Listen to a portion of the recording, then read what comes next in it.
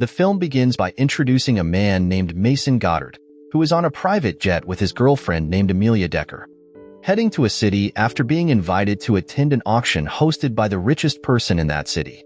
Upon arriving at the auction venue, Mason and Amelia are served by attendants as they enjoy the party while waiting for the auction, which will start in 2 hours. Mr. Perez, the host of the auction, then greets Mason and Amelia, leading Mason to discuss his hobby of collecting luxury and rare cars. Perez then confirms this and even invites Mason and Amelia to check out his various car collections in the garage. Upon arriving at the garage, Perez explains his car collection, including a car worth $20 million that is the rarest among his collection and not for sale to anyone.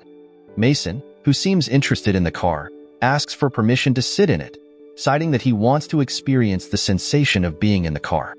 Perez happily agrees, allowing Mason and Amelia to get inside the car. Just as Mason starts the car engine, Amelia signals her hacker associate named Link to disable the security system in the garage.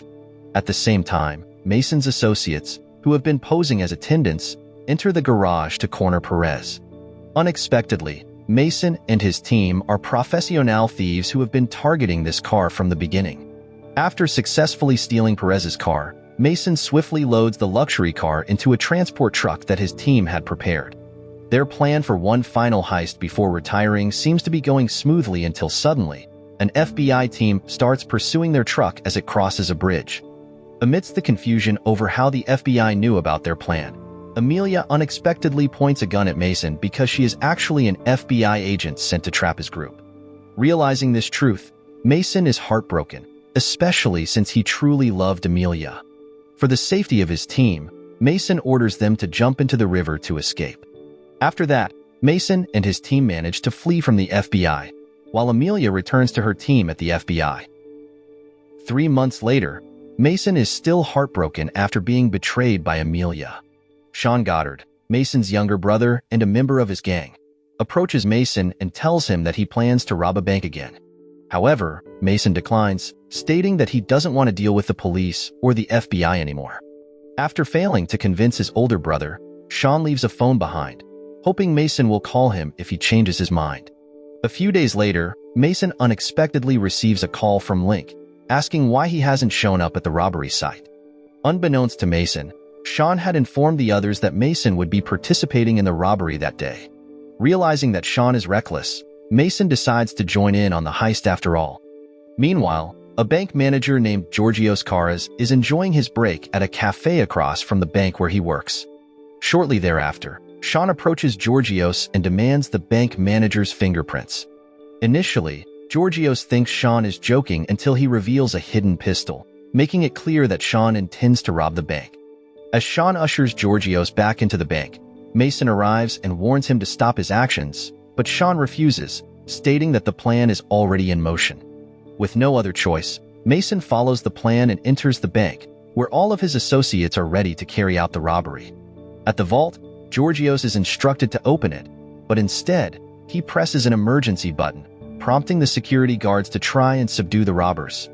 Armed with the weapons they brought, Mason's gang manages to take control of the situation and continues with the vault break-in. Sean, who gets shot in the process, turns out to be fine as the bullet only grazes his arm.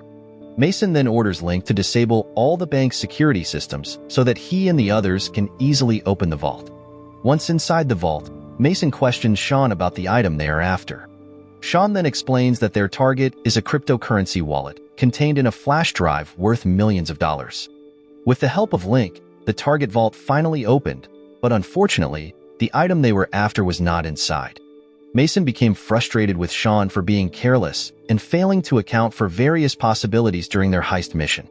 Mason was curious about the owner of the flash drive, so Sean explained that the owner was a socialite named Isabel Farrow. Mason then questioned Georgios about another vault belonging to Isabel, but he claimed he didn't know because there were thousands of vaults in the bank. At the same time, the police started arriving to surround the bank, followed by an FBI team led by Amelia. She then entered a mobile command unit where she could connect with Link and attempt to negotiate with the robbers. Apparently, the FBI team had also positioned a sniper ready to shoot the robbers on Amelia's command. Link, having received a message from Amelia, quickly informed Mason that someone was calling to negotiate with the robbers. Mason decided to meet Link and instructed Sean to keep an eye on Georgios. When Mason arrived at the room where Link was, he realized that the caller was Amelia. Although Mason initially felt awkward, he understood that Amelia was only interested in capturing his team, so he demanded that the FBI team retreat by 50 feet. If Amelia refused, Mason threatened to kill the hostages inside the bank. Hearing this, Amelia quickly complied with Mason's demand, and when she resumed communication, Mason requested that Amelia send dozens of pizzas and drinks for his team and the hostages, who had missed lunch. Amelia agreed on the condition that Mason release 2 hostages first. After that, Mason agreed and insisted that Amelia herself must deliver all the food. Shortly after ending the conversation, Mason ordered his team members to move the hostages to another room because the food was on its way. When Amelia arrived with the food, she encountered Mason and urged him and his team to surrender and release all the hostages, but Mason refused. In the hostages room, Mason's team members quickly distributed the food brought by Amelia and released 2 hostages as per the agreement between Mason and Amelia. A few moments later, Link and Mason discovered Isabel's vault, so they immediately instructed Sean to check it out. Unfortunately, Sean, who was momentarily off guard, was attacked by Georgios, who then grabbed his weapon and tried to escape. Mason, realizing this, quickly entered the bank building and joined Sean to chase after Georgios. After a brief chase, Mason finally cornered Georgios and brought him to Link's room.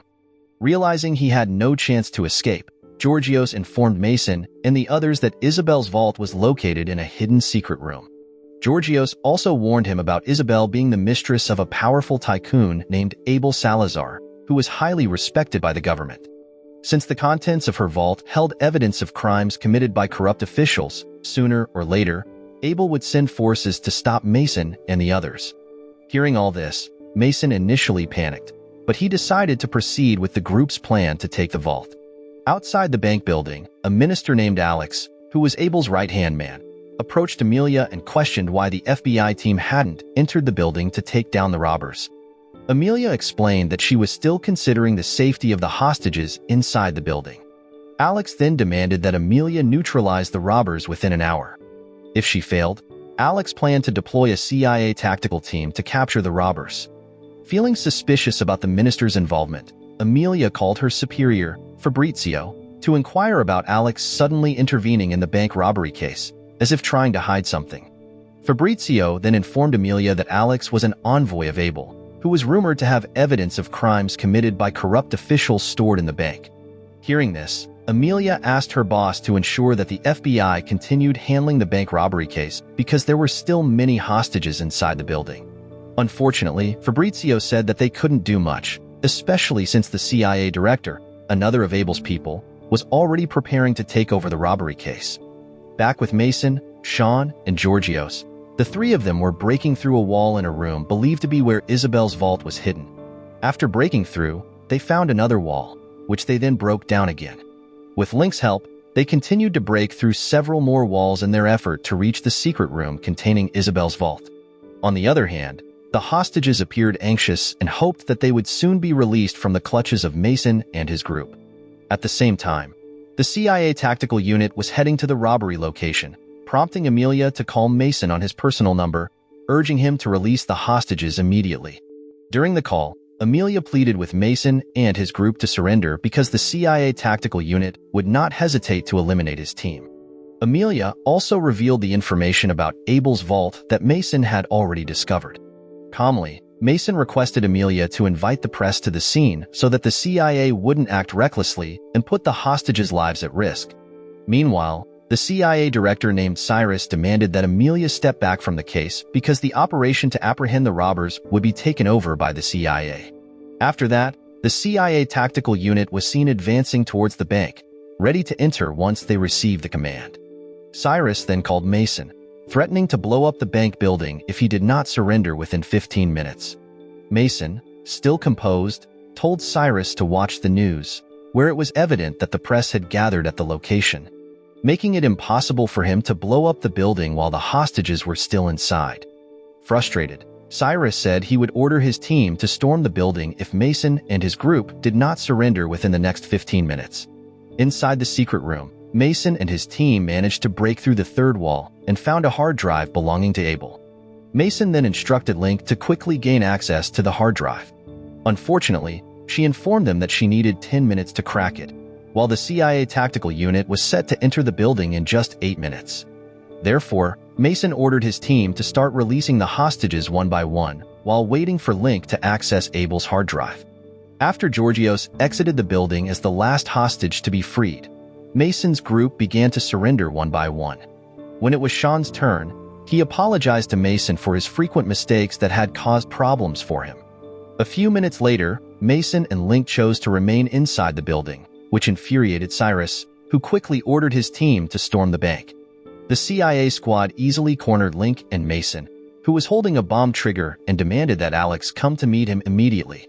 If his request was denied, Mason threatened to detonate the bomb, killing everyone inside.